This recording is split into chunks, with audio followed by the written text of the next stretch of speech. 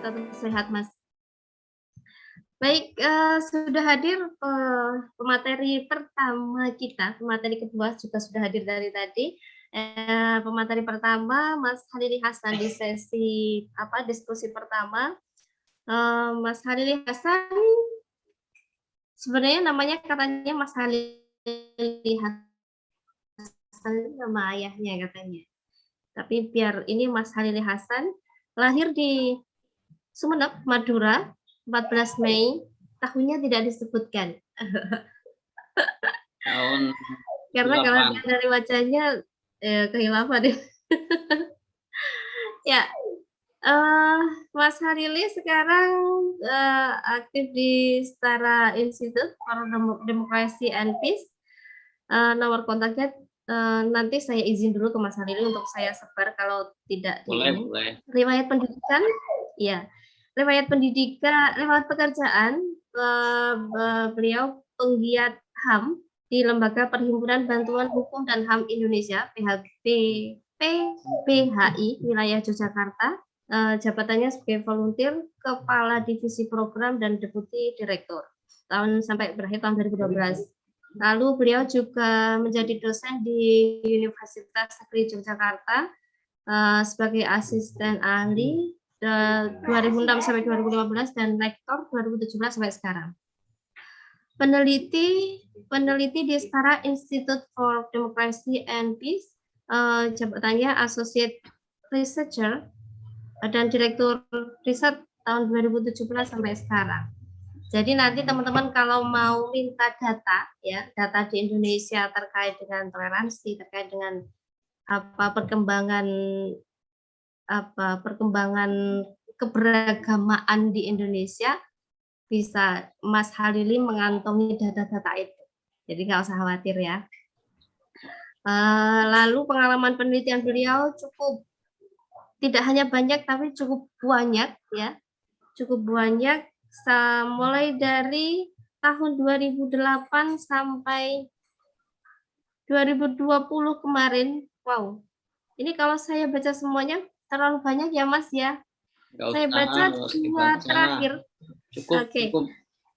Dua terakhir itu kondisi beliau menulis tentang kondisi kebebasan beragama dan berkeyakinan di Indonesia tahun 2020. Setara Institut dan di Setara Institut juga beliau menulis di tulisan kedua di tahun yang sama itu Indeks Kota Toleran tahun 2020. Karya ilmiah beliau baik dari nasional ya, level nasional maupun internasional juga sudah tidak dilakukan lagi. Beberapa kali cerita aku baru masukkan tulisan di negara mana kayak gitu dan juga presentasi di sana.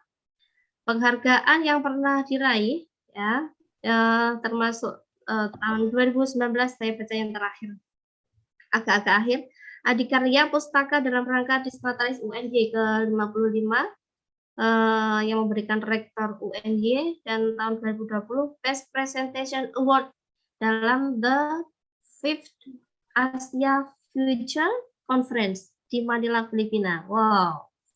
Yang memberikan Direktur on International ASMI Foundation as Conference Chair. Keren, Mas.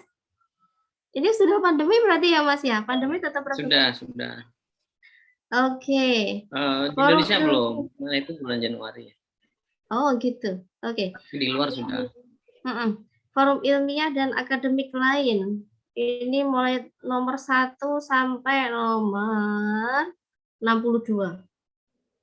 Terakhir, tahun 2021, tanggal 19 Juli, beliau menjadi narasumber di diskusi menangani produk hukum daerah diskriminatif diselenggarakan oleh Ditjen HAM Kemenkumham.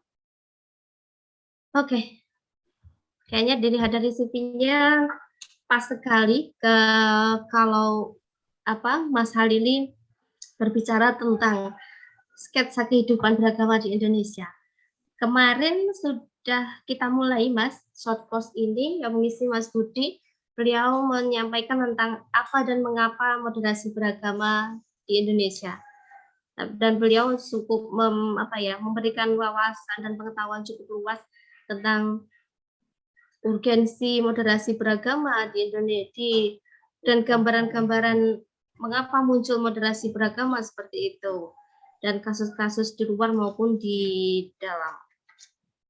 Dan akhirnya ya apa sih ending dari moderasi beragama itu munculnya inklusivitas di di kalangan kita semua, karena mengingat Indonesia itu cukup beragam agamanya, beragam budayanya, dan beragam yang lainnya, ya seperti itu. Baik, melanjutkan ini karena ini continuous ya Mas, jadi dari apa yang disampaikan Mas Budi kemarin semakin mempertajam lagi dari sisi bagaimana gambaran kehidupan beragama di Indonesia yang ini nanti akan langsung disampaikan oleh Mas Halili. Langsung saja Mas, waktu dan layar saya persilakan kepada Mas Halili. Kurang lebih 45 menit Mas Halili. 5 menit, lumayan ya, lumayan panjang. Baik, terima kasih. Assalamualaikum warahmatullahi wabarakatuh. Selamat siang, salam sejahtera, salam sejahtera untuk kita semua. Shalom, Om Swastiastu, Namo Buddhaya, salam kebajikan, Rahayu, salam Pancasila. Teman-teman sekalian, tentu pertama saya mengucapkan terima kasih kepada Mas Mukowim ya, yang sahabat saya yang saya hormati, Mbak Zia, dan Rumah Kearifan lah secara umum yang telah memberikan kesempatan saya untuk share, untuk berbagi, mendiskusikan isu yang insya Allah akan meningkatkan imun kita. Kalau tadi saya bilang menurunkan imun itu guyon saja. Mudah-mudahan ini akan meningkatkan imun kita untuk selalu bersemangat mewujudkan Indonesia yang lebih baik untuk semua. Teman-teman sekalian, izinkan saya berbagi beberapa hal, nanti kombinasi antara apa yang barangkali teman-teman sudah ketahui, kita hanya meng-highlight saja. Kalau dibutuhkan dan waktu cukup, nanti saya akan paparkan beberapa data sehingga kita bisa refleksikan data-data itu. Kemudian tentu saja kita coba kaitkan dua hal yang tadi saya sampaikan itu dengan pembicaraan kita atau barangkali memantik diskusi dari saya tentang inisiatif-inisiatif yang bisa kita lakukan untuk memperkuat dua basis peaceful coexistence atau koeksistensi damai dalam kehidupan beragama di Indonesia, yaitu basis sosial dan basis struktural, basis kultural dan basis struktural. Baik, teman-teman sekalian, ya kita semua sudah tahu bahwa Indonesia merupakan negara majmuk, sementara keragaman agama merupakan salah satu pembentuk kemajmukan Indonesia. Jadi keragaman agama itu harus kita rawat karena dia salah satu essence gitu ya dalam kemajukan Indonesia. Kemajemukan Indonesia itu sesuatu yang bukan saja socially or politically constructed, tapi dia naturally embedded ya pada Indonesia, sehingga Indonesia itu tidak mungkin tanpa diversity, kebinekaan itu bagian dari elemen fundamental pembentuk Indonesiaan kita. Dalam konteks agama ada 7 agama arus utama. Barangkali kita lebih sering mendengarnya sebagai agama yang diakui negara. Saya secara pribadi tidak terlalu sreg dengan penggunaan istilah itu karena pada dasarnya pasal 29 ayat 2 mengatakan bahwa negara menjamin kemerdekaan tiap-tiap penduduk untuk memeluk agama dan beribadah menurut agama dan kepercayaan masing-masing. Hal itu menunjukkan bahwa sebenarnya konstruksi konstitusional Republik ini memang dirancang untuk memberikan pengakuan dan jaminan hak bagi seluruh entitas keagamaan yang ada di Indonesia. Maka kalau Mahkamah Konstitusi itu dalam putusan 2016 mengeluarkan atau memutuskan bahwa kelompok penghayat kepercayaan itu berhak untuk diakui di dalam dokumen administrasi kependudukan, diantaranya KTP, itu sesuatu yang kondisio sine qua non, sesuatu yang memang sudah begitulah semestinya, ya. Ada 187 agama lokal dalam konteks itu yang ya, saya menggunakan datanya Direktorat Penghayat Kepercayaan di Kementerian Pendidikan, Kebudayaan dan Ristek. Dari sisi entitas keorganisasian ada 187 dengan jumlah penghayat sekitar 10 sampai 20 sampai 12 juta menurut datanya Kemendikbud, karena penghayat kepercayaan meskipun diakui sebagai agama lokal oleh Mahkamah Konstitusi, tetapi dari sisi penataan kelembagaan sampai detik ini tidak berubah. Dia bukan berada di bawah Kementerian Agama, tetapi berada di bawah Kementerian Pendidikan, Kebudayaan dan Ristek. Beberapa agama super minoritas, tapi juga dijamin oleh UD paling tidak di dalam selain pasal yang tadi saya sebutkan, pasal 29 ayat 2 yang dirumuskan secara langsung oleh para pendiri negara, kita bisa menyitir misalnya penegasan itu di dalam Undang-Undang PNPS, ya, Undang-Undang nomor 1 garis miring PNPS garis miring 1905 tentang pencegahan, penyalahgunaan dan atau penodaan agama. Kita sering kritik tentu saja undang-undang ini dan penggunaan undang-undang ini bersama dengan undang-undang KUHP, ya, Kitab Undang-Undang Hukum Pidana pasal 156A. Kita sering kritik itu, tapi ada satu provisi menarik di bagian penjelasan di dalam undang-undang itu yang menyebut beberapa agama. Paling tidak ada 4, ya, Zarathustrian, Yahudi, Taoisme, satu lagi lupa saya, dan disebut berikutnya dan lain-lain. Dan lain-lain itu termasuk Bahai, termasuk beberapa entitas keagamaan yang ada di Indonesia sepanjang mereka part of Indonesia, mereka punya hak yang sama untuk menikmati jaminan sesuai pasal 29 ayat 2 itu. Teman-teman sekalian, dalam kenyataan yang sedemikian, maka tidak ada pilihan lain menurut saya selain bahwa dalam tata kehidupan beragama kita, satu-satunya ideal puncak, ya, ini the ultimate idea, saya kira,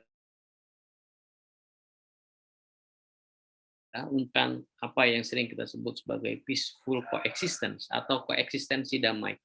Jadi koeksistensi damai dalam kehidupan beragama itu merupakan cita bersama. Jadi dia seperti seperti kepingan puzzle yang satu sama lain itu saling melengkapi dan tanpa berkelahi, tanpa berkonflik, mereka membentuk satu cita yang sama untuk utuhnya sebuah konstruksi yang ingin dibentuk di dalam puzzle itu, ya. Jadi kepingan-kepingan itu saling melengkapi, besar kecil dengan aneka bentuk yang beraneka ragam. Tentu saja koeksistensi damai itu sebagai mimpi bersama, sebagai cita bersama, itu merupakan keadaan yang menurut saya legitimate, ya, karena begini, paling tidak ada 3 hal. Yang pertama, kita memiliki modal sejarah soal itu. Jadi kalau kita menilik sejarah Nusantara, saya kira sejarah yang bersifat objektif itu, gitu ya, itu sudah menegaskanlah betapa keragaman kita pada umumnya kita sikapi dengan cara berkoeksistensi, dengan cara hidup berdampingan di dalam perbedaan itu dengan sesama secara damai. Jadi koeksistensi damai itu punya legitimasi sejarah. Bahkan Sasanti Bhinneka Tunggal Ika yang kemudian menjadi sasanti negara kita dan di mana-mana sering kita teriakkan itu secara resmi maupun tidak resmi, secara struktural maupun kultural, formal maupun informal. Bahkan MPR menetapkan itu sebagai satu dari 4 agenda untuk pembinaan 4 konsensus dasar nasional, ya, Bhinneka Tunggal Ika. Bhinneka Tunggal Ika yang diambil dari, kita semua sudah tahu, Kakawin Sutasoma ya, oleh Empu Tantular di apa namanya apa itu ya, kalau undang-undang itu pasal tuh. Kalau di Kakawin Sutasoma itu apa artinya itu? Apa istilah yang digunakan?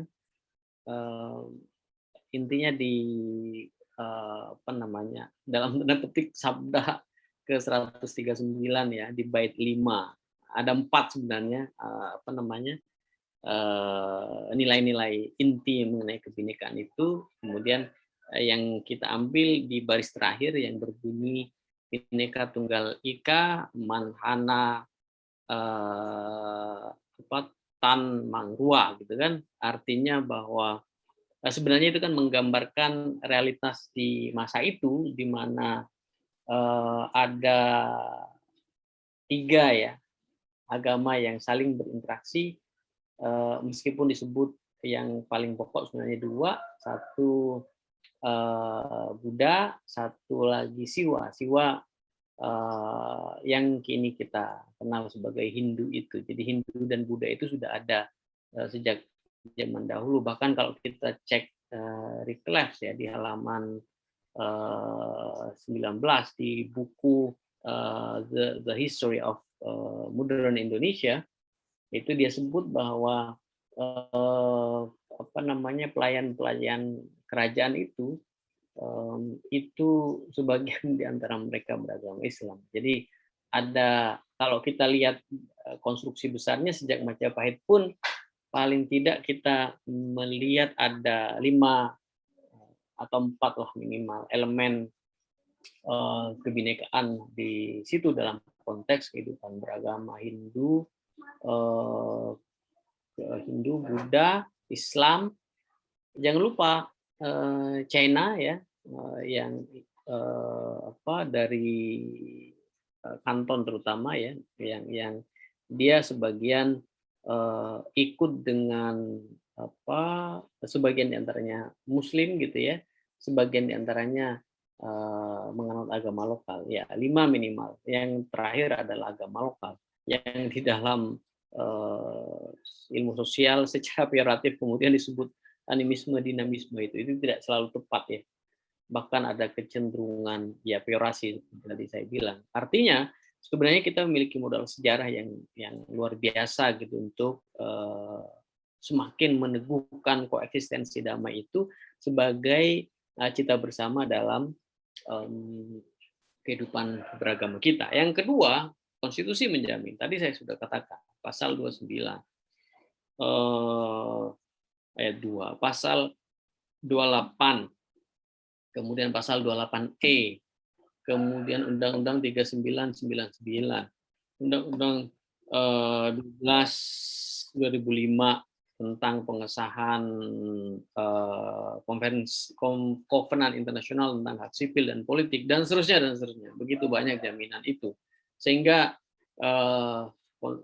apa namanya, koeksistensi damai itu legitimate secara hukum untuk kemudian kita perjuangkan dan kita wujudkan dalam keseharian kita. Yang ketiga, yang ini jauh lebih penting saya kira, adalah soal bagaimana koeksistensi damai dalam kehidupan beragama itu kita jadikan sebagai modal sosial untuk maju bersama. Tentu banyak alasan kita untuk bisa berkonflik dengan yang lain gitu ya, untuk rebutan, untuk paling tidak membangun tensi semacam ketegangan kita dengan yang lain, tetapi harapan yang ideal tentu bukan yang seperti itu. Hari ini dan masa depan kita harus jadikan kehidupan beragama yang majmuk itu sebagai bagian dari penguat modal sosial, sehingga kita bisa membangun. Jadi kan bangsa besar itu bisa membangun itu karena 3 modal utama. Yang pertama, apa yang sering disebut sebagai economic capital, yang kedua human capital, yang ketiga social capital. Betul lah bahwa misalnya Fukuyama ya, dalam trust itu dia menyebut negara-negara maju itu, bangsa-bangsa maju itu adalah bangsa-bangsa yang masyarakatnya punya trust tinggi antar sesama, low trust, high trust society. Sebaliknya low trust society atau kepercayaan antar sesama yang rendah, yang dengan mudah berkonflik, dengan mudah membangun ketegangan. Maka nggak ada sejarah di dunia ini negara maju mereka yang hari-hari melakukan atau diwarnai dengan konflik. Logis saja, negara yang harmonis, negara yang modal sosialnya kuat, negara yang tidak berkonflik, mereka punya waktu banyak untuk membangun negaranya. Sementara negara yang berkonflik, termasuk konflik agama, yang mereka pikirkan adalah apakah musuh saya nyerang saya hari ini. Itu yang terjadi di Poso dan Ambon ya. Kalau kita resapi keluhan-keluhan kelompok yang survive, mereka penyintas konflik, salah satu keluhan mereka adalah semasa konflik itu yang mereka pikirkan adalah apakah kelompok Islam akan menyerang kami, itu kata kelompok Kristiani. Sebaliknya kata kelompok pikiran kelompok Muslim adalah apakah hari ini Kristiani akan menyerang kita. Jadi begitu, nggak pernah mereka berpikir bagaimana datang ke bulan gitu ya. Diskusinya kalau di beneran Muslim yang dipikirkan, yang diributkan tentang datang bulan kan. Apa hukumnya darah yang baru di level itu. Tapi yang lain negara-negara maju itu kan sudah berpikir bagaimana sampai ke bulan. Sementara negara-negara yang berkonflik itu tidak punya waktu yang cukup. Yang mereka pikirkan adalah apakah musuh menyerang dan apa mekanisme pertahanan yang kita bisa gunakan hari ini. Selalu begitu. Sehingga tadi saya katakan yang paling pokok justru ini, di mana saat ini dan masa depan keberagaman agama yang termanifestasi dalam bentuk koeksistensi damai itu mesti jadi modal sosial untuk kita bisa maju bersama. Teman-teman sekalian, selain koeksistensi damai sebagai cita bersama, ada satu hal yang juga bolak-balik sering sekali kita sampaikan, pentingnya toleransi. Toleransi sebagai etika kolektif. Jadi tidak ada pilihan lain. Kita tidak mungkin memaksakan untuk satu, nggak mungkin. Untuk meyakini satu kebenaran tunggal itu nggak mungkin. Tuhan aja give up gitu ya. Enggak, kalau kamu ingin mereka, kalau saya ingin mereka satu ya bisa aja, tapi enggak lah. Tentu saya tidak akan lakukan itu. Untuk apa? Untuk kita saling kenal mengenal kan, di ujung terus dikatakan orang yang terbaik di mata kami, di mata saya adalah orang yang paling bertakwa di antara kamu. Kira-kira seperti itulah. Nah, siapa yang paling baik, semuanya wilayah interpretasi yang bersifat subjektif. Maka tidak ada kebenaran tunggal dalam konteks itu. Sehingga toleransi itu tidak boleh tidak, itu harus menjadi etika kolektif. Toleransi dalam 3 wajah paling tidak. Yang sederhana adalah apa yang sering kita sebut sebagai akseptansi atau penerimaan. Kita harus menerima yang lain yang berbeda itu apa adanya. Dia apa adanya, tanpa kita harus berusaha untuk melakukan intervensi. Barangkali kita tidak setuju ya, tapi ketidaksetujuan itu harus dihaluskan. Thomas Scanlon menyebut itu sebagai sublimated disapproval atau ketidaksetujuan yang dihaluskan. Kita barangkali disapprove dengan yang berbeda itu pada keyakinannya, pada ritusnya, pada simbol-simbol keagamannya barangkali. Tetapi dalam perspektif akseptansi ya sudah, Di depan saya tetangga saya itu Katolik. Saya katakan kepada anak saya, anak dia dengan anak tetangga kita itu denganmu barangkali, bukan barangkali, pasti berbeda dari sisi keyakinan. Kamu tidak setuju dengan misalnya saya peribadatan mereka, gitu ya. Tapi itu bukan alasan pembenar bagimu untuk kemudian ngambil batu dan nimpu kepalanya. Ya sudah, kalau kamu tidak setuju, haluskan ketidaksetujuan itu. Itu yang disebut sebagai sublimated disapproval. Jadi penerimaan apa adanya, penerimaan pada eksistensilian. Yang lebih dalam, lebih tinggi itu rekognisi. Bukan hanya kita terima dia apa adanya, tapi juga kita berikan pengakuan yang di dalamnya diantaranya adalah pengakuan atas hak. Jadi dia bukan hanya harus eksis, hanya harus dibiarkan eksis, tetapi kita harus memberikan pengakuan kepada dia bahwa hak saya dengannya sama. Itu rekognisi. Atau yang paling tinggi, inklusi.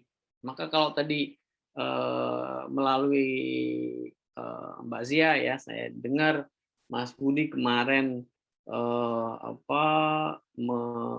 mengenalkan kepada kita bahwa ideal dari segala hal, terutama moderasi beragama itu adalah berpikir inklusif. Saya setuju sepenuhnya karena inklusi itu adalah puncak toleransi ya, dia puncak toleransi.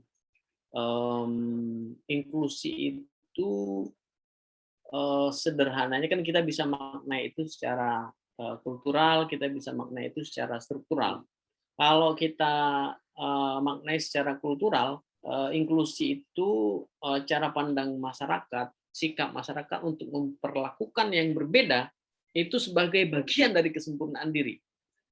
Jadi kalau ada orang ganteng di sana, kita harus anggap yang ganteng itu sebagai bagian dari saya, sehingga saya yang jelek itu menjadi lebih sempurna karena keberadaan dia. Kan seperti itu kira-kira.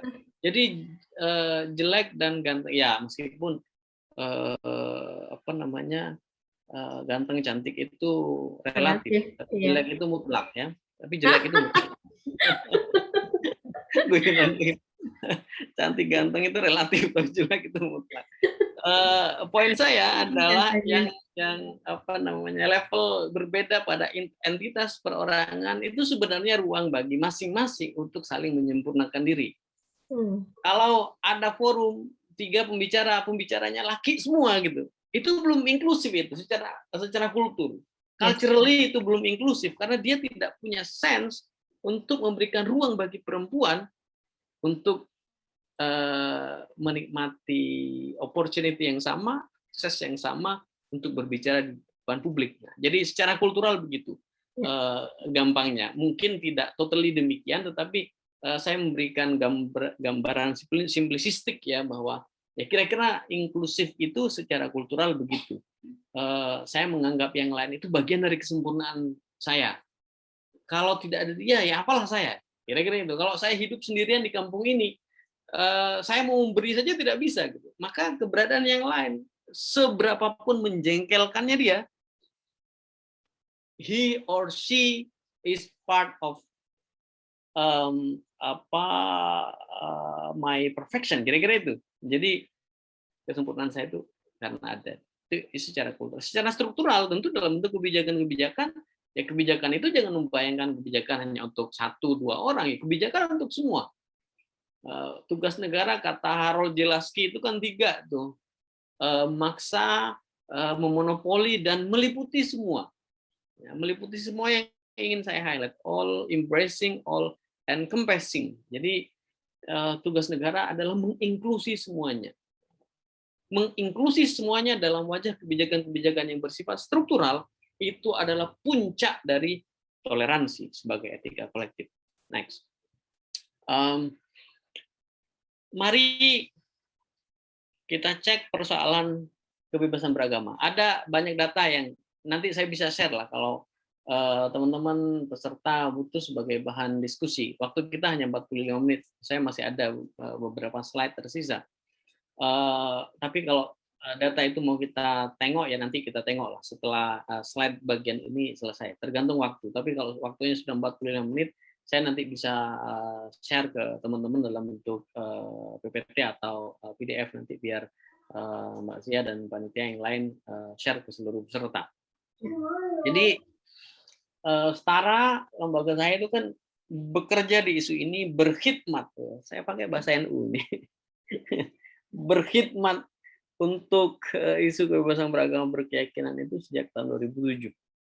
Jadi kami punya data longitudinal tentang kondisi kebebasan beragama berkeyakinan di Indonesia. Sampai tahun 2020 kita sudah 14 tahun punya annual report, sehingga tren itu bisa kita baca gitu ya. Tahun ini sedang kami kerjakan annual report yang ke-15 di isu kebebasan beragama berkeyakinan. Tapi kalau saya diminta menyederhanakan, sebenarnya persoalan kebebasan beragama di negara kita itu seperti apa potret sederhananya, atau sketsa ringkasnya itu seperti apa. Belajar dari atau membaca data longitudinal yang kami punya, kira-kira persoalan kebebasan beragama berkeyakinan di Indonesia itu bisa kita pilih pada dua lapis utama. Satu lapis negara, yang kedua lapis masyarakat. Dan saya membuat timbangan ini bukan tanpa alasan. Kalau lapis masyarakat itu lebih berat, sebenarnya saya ingin mengatakan bahwa memang persoalan kebebasan beragama berkeyakinan di lapis masyarakat itulah yang sebenarnya perbaikannya jauh lebih berat dibandingkan misalnya perbaikan di aspek kebijakan. Setara Institute tentu bukan hanya lembaga riset, tapi kami juga melakukan advokasi, terutama advokasi kebijakan ya. Pendekatan pada negara itu jauh lebih gampang dibandingkan dengan bagaimana kita harus cope with the problems of freedom of religion and belief in the societal layer. Jadi lapis negara itu memang persoalan ya. Lapis masyarakat maksud saya itu memang persoalan berat. Ya di negara juga berat ya. Ada 3 isu utama saya kira di negara itu. Yang pertama isu kebijakan tentu saja. Ada persoalan di level kebijakan. Nanti saya bisa elaborasi lebih lanjut apa inisiatif-inisiatif yang bisa kita kerjakan untuk memperbaiki kebijakan yang lebih pro terhadap koeksistensi damai, terhadap jaminan kebebasan beragama berkeyakinan dalam tata keberagaman agama yang damai dan seterusnya. Yang lain adalah persoalan kapasitas aparatur ya. Dalam banyak kasus yang kami catat itu kami menemukan fenomena di mana aparatur negara itu cenderung melakukan reviktimisasi misalnya terhadap minoritas, terhadap korban dan terhadap kelompok rentan ya. Di banyak isu, salah satunya isu pendirian gereja misalnya, ketika ada kelompok intoleran yang kemudian mengatasnamakan mayoritas Muslim gitu ya, dan dia melakukan gangguan terhadap gereja itu, yang sering terjadi aparatur negara di tingkat daerah, terutama Satpol PP,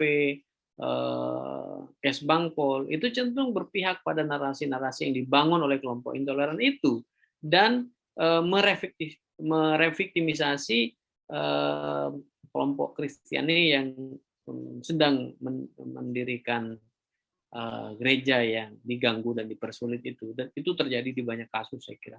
Sehingga kapasitas aparatur merupakan satu persoalan kunci di lapis negara. Yang lain adalah penegakan hukum. Tentu kita paham betul doktrin di dalam hukum dan hak asasi manusia yang berbunyi impunitas semper ad deteriora invitat. Ketiadaan penegakan hukum adalah pengundang bagi terjadinya kejahatan yang lain berikutnya. Jadi dalam isu kebebasan beragama berkeyakinan kami melihat begitu banyak kasus yang tidak ditegakkan secara adil ya. Salah satu contoh yang Saya bisa berikan misalnya pada kasus yang sangat mencolok, kasus Syiah Sampang, kasus Tajul Muluk ya. Saya tidak melihat bagaimana hari ini, ya kita bisa berdiskusi lebih lanjut lah, bagaimana Syiah ada 75 orang pengungsi di Sidoarjo yang kemudian melakukan konversi dan mereka tidak satu suara, ada pembelahan. Nah, itu diskusi lebih lanjut. Tapi ketika kasus ini meledak tahun 2012, korbannya jelas mereka, Syiah gitu ya. Mereka dibakar masjidnya, pemukimannya, pesantrennya, satu orang jamaat itu dibunuh dan seterusnya lah. Kemudian ada penegakan hukum. Salah satunya terhadap mereka sebagai korban. Tajul Muluk sebagai tokoh Syiah di Sampang kemudian dipenjara. Ini dengan dalih dia melanggar pasal penodaan agama. Aneh-aneh aja, korban menjadi korban ulang ya pada sebuah proses penegakan hukum yang dilakukan oleh negara. Problematik. Bukan hanya negara, saya kira masyarakat ada persoalan iliterasi lintas identitas, ya ada persoalan ketidaktahuan. Misalnya di kasus Sedayu ya, kita semua tahu ya GPDI, Gereja Pantai Kosta di Indonesia itu ya, ketika warga sekitar mendesak agar izinnya di IMB-nya itu dicabut dan kemudian betul dibatalkan oleh bupati yang begitu nyalon tidak terpilih lagi itu kualat terhadap minoritas. Minoritas itu ngualati. Ketika kita tanya ke orang, kan saya juga setara ya, termasuk yang mengadvokasi kasus itu, ketika kita coba tanya ke warga alternatif solusi, kalau Pantai Kosta ini tidak boleh berdiri, solusi yang ditawarkan warga itu apa? Kemudian dengan polosnya mereka mengatakan, kan masih ada gereja tuh, hanya 1 kilometer dari sini. Gereja apa? Gereja Kristen Jawa. Ya udah beribadah di situ. Sesederhana itu ya. Ketidaktahuan bahwa di dalam Kristen itu ada denominasi yang berbeda-beda dan satu denominasi dengan denominasi yang lain itu memiliki gereja yang berbeda juga. Dikiranya gereja itu tunggal gitu ya. Tidak seperti masjid yang kalau di Muslim kan masjid tunggal. Nah, ada masjid NU, masjid Muhammadiyah. Siapa yang mendirikan itu soal lain. Tetapi masjid ya tempat sujud, siapapun bisa menggunakan masjid itu, gitu ya. Kira-kira seperti. Tapi kalau dalam konsep keimanan Kristen misalnya tidak seperti itu. Tapi kan masyarakat tidak tahu, sehingga begitu dia melihat gereja 2 kilometer dari sini dan di sini kemudian akan didirikan gereja, yang ini kan sudah ada di sana. Meskipun ya barangkali secara berseloroh kita bisa mengatakan kenapa mendirikan gereja yang berdekatan itu susah, sementara mendirikan tempat hiburan yang berdekatan itu gampang. Mendirikan tempat belanja yang berdekatan itu gampang, padahal yang dijual itu diantaranya adalah alkohol, kondom dan seterusnya. Saya tidak mau mengatakan bahwa ada potensi, ya saya tidak mau mengatakan itu negatif, tapi ada potensi kemudorotan, kemaslahatan yang kita bisa takar dari apa-apa yang tadi saya sebut itu. Salah satu pemicu yang mau saya katakan dari begitu banyak penolakan itu adalah ketidaktahuan. Tapi bukan hanya ketidaktahuan, tentu saja ada persoalan segregasi. Ada persoalan segregasi antar entitas keagamaan di Indonesia, dan itu sudah terjadi di banyak tempat. Kalau tempat ibadah pasti tidak mungkin kan kita campur satu sama lain. Sekolah tentu tidak bisa kita tolak. Dia baik by design maupun tidak, orang sangat mungkin berhimpun dalam satu enklave keagamaan yang sama ya. Tapi belakangan juga pemukiman itu mulai banyak yang eksklusif itu. Dia tidak mau dengan yang lain gitu. tidak mau dengan yang berbeda, sehingga satu pemukiman untuk satu identitas keagamaan tertentu. Segregasi itu semakin menguat, ya. Ya kita bisa bayangin ya kalau segregasi itu terus-menerus. Kemudian ruang virtual kita sebagai ruang publik bersama juga semakin segregatif, ya. Polarisasi terjadi di banyak isu saya kira, termasuk isu yang berkaitan dengan agama. Sehingga isu ini menurut saya harus kita atasi bareng-bareng. Yang lain adalah penguatan konservatisme, gitu ya. Penguatan konservatisme. Orang dulu berbeda itu sudah sangat tua. Perbedaan itu sudah sangat tua, setua keberadaan manusia. Tetapi semakin konservatifnya orang, kemudian ya tentu pada keyakinan yang dia yakini, itu menjadi gampang mengabsolutkan kebenaran hari-hari ini dan dengan mudah mengkafir-kafirkan yang berbeda, mendenial hak-hak yang berbeda, berusaha menghabisi eksistensi yang berbeda. Itu terjadi hari-hari ini, sehingga konservatisme itu salah satu yang mengancam. Yang lain tentu peningkatan kapasitas koersif. Kami temukan di banyak kasus dari data yang kami baca, kami kumpulkan, ada banyak kasus di mana warga itu merupakan aktor pelanggaran kebebasan beragama berkeyakinan yang paling tinggi jumlah tindakannya di dalam begitu banyak peristiwa, gitu ya. Jadi saya membayangkan, misalnya ya, bandingan sederhananya ya, kalau dulu di zaman otoriter, taruhlah kita sebut era Orde Baru, orang tidak berani mempersekusi yang lain. Kalau dia punya keberatan, datangnya ke Koramil, dan Koramil lah yang bertindak. Jadi apa-apa tentara kan masa itu ya. Tapi hari ini kita nggak perlu kemana-mana. Warga itu dia bisa dengan mudah mengekspresikan kapasitas koersif yang dia punya. Padahal dalam teori kan yang boleh melakukan koersi itu hanya negara dengan dibekali oleh sejumlah alat kekerasan. Negara yang secara langsung berbentuk negara seperti tentara dan polisi, gitu ya, atau komponen-komponen yang lain yang dia melaksanakan fungsi negara seperti satpam misalnya. Jadi jangan kaget kalau satpam itu bawa pentungan kemana-mana. Jangan coba-coba teman-teman sekalian berusaha mengganti pentungan satpam itu dengan sosis, gitu. Itu enggak, itu memang alat yang diberikan sah oleh negara untuk melakukan koersi ketika situasi memang membutuhkan, ya. Tetapi hari-hari ini kita bisa menyaksikan 1-2 orang tidak setuju dengan, taruhlah pendirian gereja misalnya, dia bisa datang ke mana digital printing itu, kemudian ngeprint banner ukuran 3 kali 1 meter, tulisannya gereja ini disegel.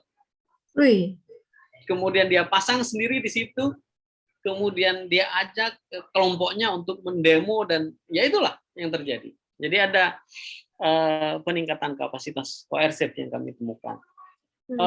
Bagaimana membangun inisiatif dalam situasi yang demikian? Saya kayaknya punya 2 slide lagi deh, Mbak Zia ya. Mudah-mudahan waktunya cukup. Pekerjaan rumah bersama. 1, meningkatkan literasi inter dan intraagama. Jadi semakin dalam pemahaman kita tentang agama kita, harapannya kita semakin wise, ya, wisdom kita meningkat. Kalau pengetahuan kita meningkat, kan wisdom kita meningkat. Begitu yang dikatakan berulang-ulang oleh Rumah Kearifan, gitu ya. Jadi house of wisdom, gitu ya. Jadi kearifan itu penting. Kearifan itu tidak lahir serta-merta.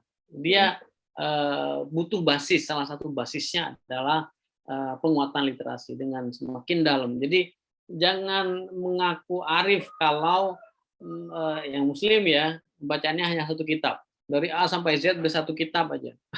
Jangan mengaku netizen yang bisa wise kalau bacanya, maaf, misalnya hanya portal Islam .id, dan terus itu aja yang diposting, tidak baca yang lain, tidak baca sumber yang lain. Padahal di sana itu banyak sumber bacaan yang lain yang sebenarnya bisa membuat kita lebih memiliki wider minded gitu ya, dengan punya pemikiran yang lebih luas dan open minded, kita kemudian menjadi lebih terbuka intraagama dan interagama. Jangan lupa untuk berusaha memahami yang lain, karena memahami yang lain itu bagian dari cara kita untuk mengurangi stigma, mengurangi prejudis gitu ya terhadap yang lain. Yang berikutnya adalah mengutamakan moderasi. Saya tidak perlu elaborasi ini. Itulah kenapa short course ini penting dan kita harus bersikap moderat dalam keberagamaan, bukan dalam konteks bukan dalam konteks moderasi itu artinya melemahnya keberagaman kita, bukan, tetapi dalam memperlakukan yang lain itu seperti yang dibilang oleh Mas Budi, bersifat inklusif ya, terbuka terhadap perbedaan, dan perbedaan itu tidak mengganggu keimanan dirinya. Jadi bukan karena saya mengucapkan selamat hari Natal kepada sahabat-sahabat Kristiani saya, kemudian saya menjadi kekristen-kristenan, kan enggak juga. Jadi nggak begitu maknanya. Mengatasnamakan moderasi itu untuk membangun inklusi tadi dan menggerogoti konservatisme yang ada di diri kita. Yang lain adalah memperbanyak ruang-ruang perjumpaan. Memperbanyak ruang-ruang perjumpaan itu untuk menghilangkan kecemasan, anxiety, ketakutan. Ketakutan itu apa bahasa Inggrisnya? Anxiety, kemudian fear, ketakutan. No fear. Jadi jangan sampai ada ketakutan karena adanya yang lain. Ruang-ruang perjumpaan itu kita tidak cemas, kita tidak curiga, apalagi terancam. Ini bahaya. Kalau kita tidak pernah berjumpa dengan yang lain, virtual maupun aktual, itu kita dengan gampang curiga terhadap yang lain, bahkan merasa terancam terhadap keberadaan yang lain. Buktinya apa? Banyak kasus di mana kelompok keagamaan tertentu melihat baksos saja, baksos yang diselenggarakan oleh kelompok Kristiani ini itu dibubarin. Alasannya apa? Kegiatan itu kristenisasi. Apa-apaan ini? Jadi masjid aja boleh kok bikin baksos, dan kita nggak pernah menuduh itu islamisasi gitu kan? Dia biasa saja, jangan selalu ditempatkan dalam kerangka pikir curiga semacam itu. Ini kristenisasi, ini islamisasi, ini budaisasi, ini hinduisasi. Nggak begitu. Jadi ruang-ruang perjumpaan itu akan membantu agar kita tidak agresif terhadap yang berbeda itu. Karena kalau keterancaman kita meningkat, insting kebinatangan kita keluar, animal insting manusia itu keluar. Apa? Ya agresif. Kalau dia terancam, dia akan agresif. Apapun dia akan serang. Sedikit-sedikit dia curiga, sedikit-sedikit ingin bubarin gitu. Ngelihat perempatan, wah, salib nih, perempatan harus dibubarkan karena itu kristenisasi. Lihat jemuran, waduh kristenisasi. Untung tidak lihat kusen jendela, wah ini kristenisasi. Jadi memperbanyak ruang-ruang perjumpaan itu penting. Ini yang tadi saya sebut, ini akan membangun basis sosial dalam kehidupan keberagaman kita yang damai, rukun, dan harmonis. Tapi basis sosial ini bukan one and only inisiatif ya, harus ada penguatan basis struktural juga. Ya. Ada reformasi kebijakan, baik yang diproduksi oleh parlemen atau pemerintah. Ya, ada undang-undang banyak, undang-undang yang penting untuk direformasi. Ada kebijakan di level ministerial, ada PBM, ada SKB, itu kita harus koreksi. Ada produk hukum daerah yang juga diskriminatif. Ada 421 hukum daerah menurut Komnas Perempuan yang diskriminatif. Setelah kita cek data kami di Setara, ada 72 perda intoleran dan diskriminatif yang berkaitan dengan kebebasan beragama. Yang lain adalah peningkatan kapasitas aparat negara. Jadi aparat kita itu memang harus didampingi. Jadi negara itu sampai kapanpun itu berada dalam proses in the making gitu, sehingga aparaturnya itu terus-menerus harus kita dampingi untuk memastikan mereka bisa menjadi negara, aparatur negara yang berpihak pada kebinekaan. Yang lain tentu saja penegakan hukum yang adil atas kekerasan dengan meminta pertanggungjawaban menggunakan hukum pidana, misalnya banyak kekerasan atas nama agama yang itu dibiarkan begitu saja, itu tentu potret buruk bagi kehidupan beragama kita. Ada persekusi, itu juga bisa harus diatasi. Ada politisasi agama yang saya lihat itu sering didiamkan, padahal kan undang-undang pemilu misalnya itu kan sudah melarang penggunaan politik uang dan politik identitas itu. Politisasi sara ya kalau dalam bahasa undang-undang pemilu itu. Kemudian ujaran kebencian, banyak hal. Ujaran kebencian itu satu isu yang menurut saya di Indonesia belum settle lah penanganannya. Di dunia ada beberapa inisiatif sebenarnya. Nanti kita bisa diskusi lebih lanjut soal ini. Ini satu diskusi sendiri lah soal penanganan ujaran kebencian. Saya kebetulan beberapa waktu yang lalu diminta untuk menjadi narasumber di 2 workshopnya SafeNet ya, untuk Denpasar, Bali, sama Pontianak, Kalimantan Barat, bagaimana menangani ujaran kebencian di tingkat lokal. Dan lain-lain, banyak sekali. Terakhir sekali, dan ini penting, terima kasih. Waktu saya kembalikan ke Mbak Zia. Assalamualaikum warahmatullahi wabarakatuh. Salam. Waalaikumsalam warahmatullahi wabarakatuh. Oke, terima kasih Mas Halili atas ilmu yang sudah diberikan pada sore hari ini. Ada pengetahuan dan wawasan baru dari apa yang disampaikan Mas Budi hari pertama kemarin ke hari kedua ini. Ternyata permasalahannya lebih kompleks lagi. Kalau Mas Budi kemarin menggambarkan moderasi beragama terkait dengan persoalannya itu terkait dengan antar iman, antar agama dan lain-lain. Ini yang disampaikan Mas Halili kayaknya lebih kompleks lagi, sudah terkait dengan negara ya, tentang kebijakan negara yang ternyata juga dari sisi perlakuan kepada agama minoritas itu pelanggaran HAM termasuknya. Jadi ini kalau membahas tentang ini kayaknya nggak selesai kayaknya. Di satu sisi kita ada pembahasan yang sangat tentang pemahaman moderasi beragama, di sisi lain terkait dengan perjuangan hak mereka yang sebenarnya juga harus kita hargai dan harus kita lindungi bersama seharusnya, seperti itu. Boleh saya bisa share beberapa ya? Ya, boleh. Ya, ini dia. Teman-teman sekalian, data menunjukkan seperti ini loh. Jadi saya pakai data 12 tahun ya. Kebebasan beragama berkeyakinan kita ini diwarnai dengan aneka pelanggaran.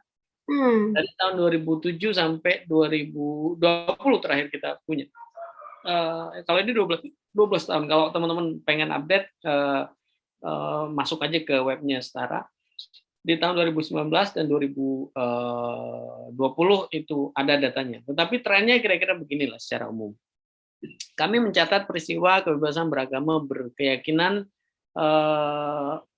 dan tindakannya. Peristiwa itu selalu lebih sedikit dari tindakan. Jadi peristiwa ini yang hitam nih, yang kuning ini tindakan. Dalam satu peristiwa sangat mungkin ada 2 tindakan, dan mungkin juga satu peristiwa satu tindakan. Saya kasih gambaran yang sangat lugas ya. Tadi misalnya serangan terhadap Syiah itu satu peristiwa, tetapi tindakannya itu banyak. Negara membiarkan, itu tindakan.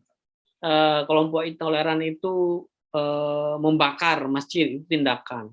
Membunuh, itu tindakan. Yang masing-masing tindakan itu ada level pertanggungjawaban yang berbeda-beda, dan mengkategorikannya itu juga berbeda-beda. Misalnya tindakan oleh negara bisa dalam bentuk violation by omission, pembiaran. Pembiaran itu bagi negara itu sudah tindakan. Jadi Hmm. kalau negara itu melakukan pembiaran atas terjadinya persekusi, itu kejahatan dan itu kita catat sebagai pelanggaran. Itu tindakan. Tahun 2007 ada 135 dengan tindakan sejumlah 185 gitu. Jadi fluktuasinya seperti ini. Poinnya adalah sejak tahun 2014. Jadi ada dua fase ini. Di sini ini kepemimpinan Pak SBY, ini kepemimpinan Pak Jokowi. Secara umum kita harus katakan data menunjukkan kondisi kebebasan beragama berkeyakinan di periode Pak Jokowi itu lebih baik Hmm. dibandingkan periode Pak SBY. Benar. Periode Pak SBY itu ada fase di mana jumlah peristiwa mencapai 265 satu tahun dan 264 satu tahun dengan tindakan 371 dan 367 per tahun. Jadi kalau kita bagi per bulan, kita bisa bagi juga per minggu, per hari. Jadi kira-kira sebanyak itu tindakan dan peristiwa pelanggaran kebebasan beragama berkeyakinan itu terjadi pada masa itu. Hmm. Ini poinnya. Tetapi untuk negara yang bukan negara agama seperti Indonesia, tapi negara Pancasila, jumlah peristiwa di atas 100, jumlah tindakan di atas 100 itu too many saya kira. Itu jumlah yang sangat besar yang menggambarkan bahwa persoalan kebebasan beragama berkeyakinan kita sampai detik ini itu tetap menjadi masalah yang harus mendapatkan concern dari teman-teman sekalian, termasuk teman-teman yang kali ini mengikuti program short course untuk moderasi beragama lintas iman. Jadi ini harus menjadi pemahaman kita bahwa begitu banyak peristiwa pelanggaran kebebasan beragama berkeyakinan, padahal konstitusi menjamin itu di pasal 29 ayat 2 dan seterusnya yang tadi saya sebut itu, dan secara filosofis itu juga dijamin dalam Pancasila dan Sasanti Negara Bhinneka Tunggal Ika. Hmm. Peristiwa sebanyak ini, tindakan sebanyak ini terjadi di mana aja, Mas? Ya inilah petanya. Peta 10 provinsi dengan jumlah peristiwa tertinggi dalam 12 tahun, ya. Paling tinggi itu Jawa Barat dengan 629 peristiwa. Yang kedua itu DKI, ada Jawa Timur ya. DKI Jakarta dulu. DKI Jakarta 291, Jawa Timur 270, Jawa Tengah 157, kemudian Sulawesi Selatan 112, Sumatera Barat Aceh 121, Sumatera Barat 104, NTB 76 gitu ya. Jadi ini 10 provinsi dengan jumlah peristiwa tertinggi dalam 12 tahun. Jadi kalau teman-teman sekalian berasal dari Sumatera Barat misalnya, kira-kira problem kita untuk memastikan penguatan kebinekaan dalam kehidupan beragama seperti itu potret faktualnya, datanya seperti itu. Jawa Tengah, DKI Jakarta dan seterusnya lah ya. Kemudian ada satu data menarik teman-teman sekalian soal begini ya, saya mau katakan ini satu hal ya, gini. Ini data lama, 2016, 5 tahun yang lalu. Ya belum lama-lama banget, tapi untuk konteks survei jelas ini data lama. Tetapi trennya tidak banyak berubah, saya kira. Bahkan kecemasan kita harus kita tingkatkan. Jadi di survei kami itu di 171 sekolah SMA negeri, saya highlight negeri. Saya nyebut sekolah negeri karena dananya didanai oleh APBN negara Pancasila Indonesia gitu ya. Di survei kami menunjukkan setelah kami melakukan cross tabulasi atas 18 pertanyaan kunci, kami menyimpulkan 61,6% anak-anak kita toleran. 35,7% intoleran tapi masih pasif. 2,4% itu intoleran dan aktif, ya. Intolerannya bukan hanya diem tapi ngajak-ajak, ya. Bahkan 0,3% itu terpapar ideologi teror. Maksud saya kalau melihat potret ini, berapa level kecemasan kita? 2,7%. Inilah kira-kira. Jadi ya kalau ini biar digarap NU agar turun ke sini gitu kan. Nah ini agak berat nih kalau yang aktif ini karena sangat mudah tergelincir ke sini. Meskipun tergantung ya kalau dalam studi terorisme itu tergantung push and pull faktornya gitu ya. Tapi poin saya, kecemasan kita sejumlah ini, ya. Nah, teman-teman sekalian, 3 tahun setelah 2016 ini, dengan asumsi anak-anak ini udah masuk perguruan tinggi, kami melakukan survei ke 10 perguruan tinggi negeri. Tentu ini asumtif ya. 3 tahun kemudian dengan asumsi mereka sudah masuk ke perguruan tinggi, kami melakukan survei tentang pola keberagaman mahasiswa kita, keberagamaan, bagaimana mereka beragama. Secara metodologis keberagaman itu kami pilah ke dalam dalam 3 kategori. Kategori pertama adalah pada level personal, individual, keberagamaan secara personal. Spektrum kategorinya adalah yang sana sekuler, yang sana konservatif.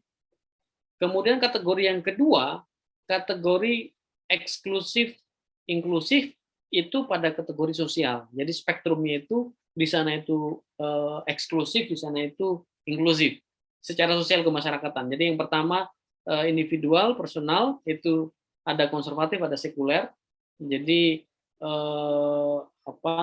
spektrumnya seperti itu. Kalau di kategori yang kedua itu eksklusif, inklusif. Jadi kategori dalam perspektif sosial kemasyarakatan. Yang ketiga, ini yang harus jadi perhatian kita. Pada kategori publik kenegaraan. Keberagaman itu kami bagi spektrumnya menjadi substansialis.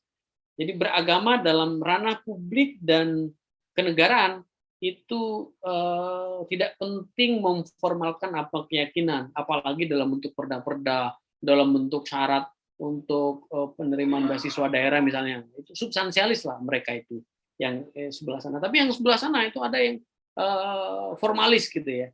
Nah, pertanyaannya adalah apakah tadi kecemasan kita pada 3,7%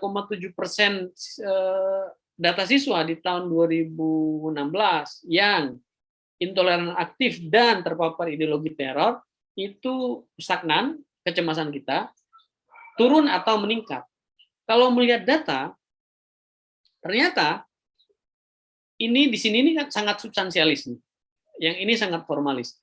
Jadi ada 19,1% mahasiswa kita di 10 perguruan tinggi negeri yang sangat substansialis. Kita happy.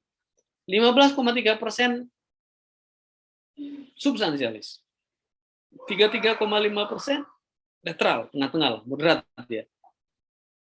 24,0% itu formalis gitu ya. Ini masih ya oke lah, nggak apa-apa. Ada boleh kok sepanjang misalnya perjuangannya demokratis.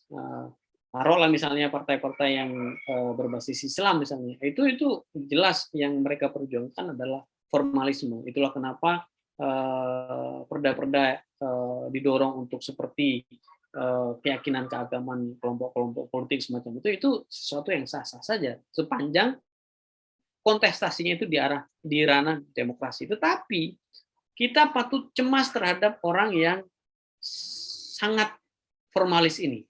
8,1% di antara mereka sangat formalis. Mereka siap jihad untuk menegakkan syariat agama, untuk menjadikan keyakinan keagamaan itu menjadi hukum negara, dan seterusnya. Bahkan mereka bersedia untuk menggunakan instrumen kekerasan, tool of violence, dalam memperjuangkan keyakinan keagamaan mereka menjadi aturan negara. Mereka sangat formalis. Terus kecemasan kita ternyata meningkat. Dari tahun 2016 kita hanya mencemaskan 3,7% siswa kita. Di 2019 survei membuktikan kita harus mencemaskan 8,1% mahasiswa kita. Karena mereka sangat formalis, mereka siap jihad untuk dan seterusnya. Jadi itu datanya. Apa yang paling mempengaruhi mereka yang seperti itu ternyata yang pertama orang tua dengan min 4,3 ya ini yang sangat formalis itu hanya 1,3% dipengaruhi oleh orang tua. Sebagian besar itu dipengaruhi oleh dosen agama, oleh peer group ya teman sebaya, oleh media sosial. Jadi yang sangat formalis itu, yang sangat formalis. Tapi secara umum orang tua yang paling mempengaruhi. Guru agama paling yang kedua, ketiga dosen agama dan seterusnya. Tapi untuk yang sangat formalis, mereka utamanya dipengaruhi oleh media sosial. Yang kedua oleh peer group. Jadi siapa teman kuliah mereka, apa organisasi mereka, mereka berhalako dengan siapa, itu ternyata sangat mempengaruhi. Yang ketiga, sayangnya Mas Mukawim udah nggak di kemahasiswaan ya. Sebenarnya bisa melakukan intervensi untuk ini ya. Yang lain adalah dosen agama, itu 5,5%, guru agama. Jadi ke bawah-bawah tuh, bawaan dari sekolah dulu ketika mereka SMA. Ternyata mempengaruhi mereka sampai ketika mereka menjadi mahasiswa di perguruan tinggi. Kemudian literatur keagamaan itu yang paling yang nomor 5, dan yang nomor 6 adalah orang tua. Jadi untuk kelompok-kelompok itu, maka wajar kalau ada misalnya studi yang mengatakan, studi kualitatif yang mengatakan kelompok-kelompok radikal itu, kelompok formalis, konservatif itu, mereka biasanya menjauh dari relasi dengan orang tua. Dan benar, data ini confirm lah dengan itu. Ternyata pengaruh orang tua pada kelompok-kelompok sangat formalis itu hanya 1,3%. Jadi orang tua itu sangat tidak berpengaruh gitu ya. Saya kira itu teman-teman sekalian, itu Mbak Zia dan para sahabat semua, beberapa data. Nanti saya bisa share deh data ini ke teman-teman sekalian. Poin saya, dinamika pelanggaran kebebasan beragama berkeyakinan kita itu seperti itu, sangat fluktuatif, tetapi dengan inisiatif semua masyarakat dan negara, sejak tahun 2014 kita jujur saja membaik, tapi angkanya masih terlalu tinggi, sehingga kita butuh kerja keras, lebih keras lagi untuk memastikan bahwa persis seperti dijamin pasal 29 ayat 2, semua kelompok keagamaan itu terinklusi secara adil dalam sistem sosial dan sistem ketatanegaraan kita. Itu yang paling pokok. Yang lain adalah tentu dari tahun ke tahun ada peningkatan aktivitas dari kelompok-kelompok yang secara konservatif itu mendenial yang lain. Jadi data tadi pelanggaran kebebasan beragama berkeyakinan itu bukan satu-satunya variabel untuk melihat potret sesungguhnya. Jadi potret yang lain yang kita bisa lihat adalah paling tidak survei-survei tadi, meskipun data pelanggaran menurun, tetapi kecemasan kita memang harus meningkat karena kelompok-kelompok itu eksis dan terus aktif beraktivitas untuk menyebarkan ideologi radikal konservatif yang mereka yakini. Saya kira begitu. Terima kasih, Mbak Zin. Baik, terima kasih atas sharingnya yang menurut saya cukup untuk bahan diskusi kita selanjutnya, Mas Harili. Jadi dari apa yang disampaikan Mas Harili tadi, saya meng-headline PR bersama kita tadi yang disampaikan Mas Harili. Yang pertama, meningkatkan literasi inter dan antar agama. Yang kedua, mengarus utamakan moderasi. Dan yang ketiga, memperbanyak ruang-ruang perjumpaan. Dengan seperti itu, kita akan menciptakan Indonesia yang lebih indah lagi. Kayaknya seperti itu. Ya. Oke, sekali lagi saya ucapkan terima kasih kepada Mas Harili yang sudah berkenan menyempatkan waktu di tengah-tengah kesibukannya beliau yang super sibuk, ya. Dan semoga Mas Harili sekeluarga sehat selalu, dan semoga kita juga bisa segera bertemu, tidak online lagi, tidak daring lagi. Oke, ketemu darat. Baik, saya ucapkan terima kasih sekali lagi kepada Mas Harili dan kepada teman-teman.